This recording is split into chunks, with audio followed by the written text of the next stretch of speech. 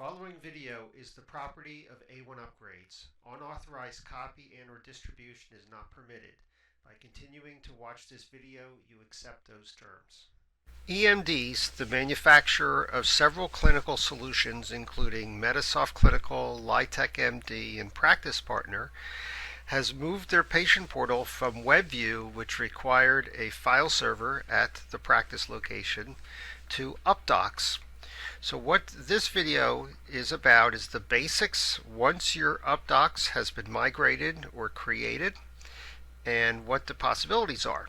So what you're looking at is a splash screen for a practice. What you notice at the top left is the practice name. In the middle you see a map of the location of the practice. If a practice has multiple locations, they can all be displayed. On the bottom you see the hours of operation. This is an option. It can be totally turned off, but if your hours are pretty much the same every week and you want to display patient hours, we can definitely turn that on. Now I'm going to review how you create your patients' accounts and send them what are called invites. So if you're using Medisoft Clinical or LytecMD, you're still going to put in your patient demographics in your billing side of your program. You're going to complete the field that says email address because this is a requirement, and it will synchronize into the clinical side, which is what you see here down at the bottom right that says email. And you should never go to this screen and just put it in. You should always go to your billing side. If you're using Practice Partner, then you are going to go right to this screen and you're going to apply after you put in the email. And then you're going to go to the Configuration tab, the same place that your web view was created.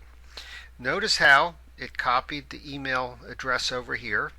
And the only thing that you have to do is click the Create Account. Now what that just did is it sent an email to the orders@a1up.net with this username and a temporary password. I'm going to show you what the email looks like that the patient gets, and then we're going to log in for the first time with this login. What's on your screen now is what the patient will get now that we created an invite. So this will have a link, so the patient can just click on the link to get to your Updox site. It'll have their username and it'll have an initial password. So now we're going to go back to the patient portal. We're going to log this in for the first time, and I'm going to show you what this looks like. So now with the initial username, I'm going to just paste that in here. I'm going to grab the initial password and I'm going to put that in, and I'm going to hit login. Because it knows it's a new account, it's going to ask for a username that has at least 8 characters, an upper, a lowercase, at least one number, and at least one symbol. So I'm going to create a password that's going to work. And then you confirm, and then it asks you to do one more step in verifying and put in the patient will be required to put in their date of birth. And I made up a 8/1/1965. Now we're logged in. So what you see in the login is an option to log out. You can see the buttons across the top left, a home button, a health button, messaging, appointments. You can see the practice name and location or locations. If the practice had sent just a message after it was already done, then the new message would display here. Top right has again a map of the practice. So I'm going to just send a message so that we can see what that looks like on the clinical side. So the patient can go to message.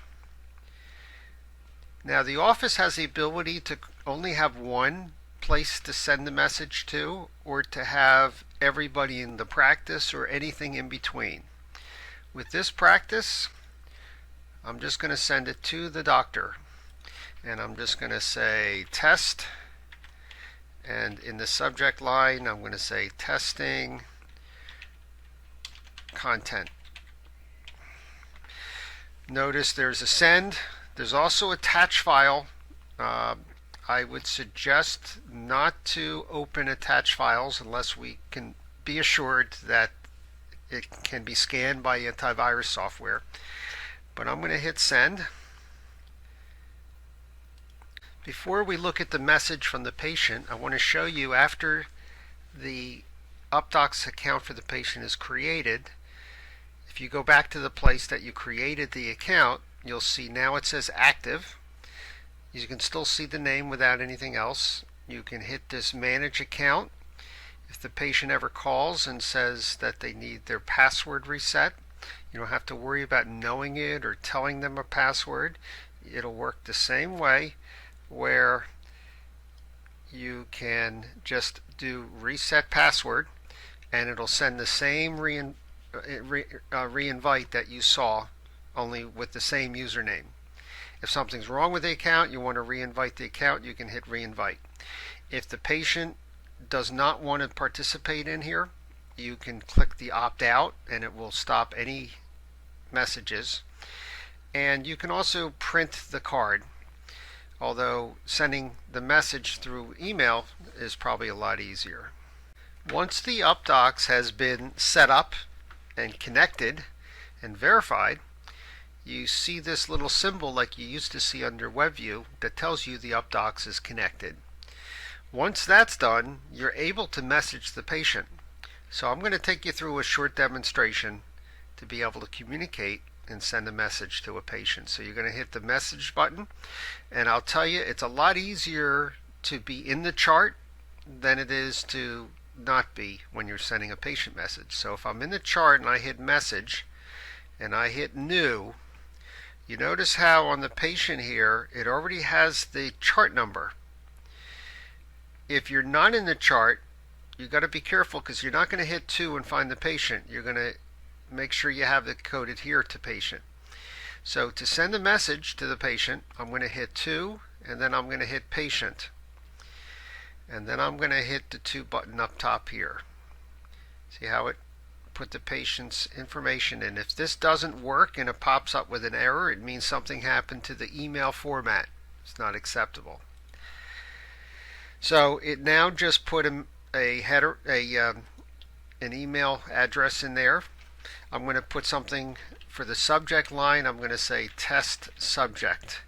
Notice that it tells you that the subject line is not encrypted, so you should tell your patients not to put in, or you shouldn't send to your patients any HIPAA protected information. But below there in the contents line, this is the place you put the detailed information, and it will be kept encrypted. You also have the ability to create message templates to automate processes, such as a welcome message from the doctor, or if the doctor took lab tests and the doctor wants to send results, we can set up a preset template that would have yes, positive, negative, response, what to do, and we're not going to go into that today. You also have the ability for return receipt, although I don't suggest you do that yet.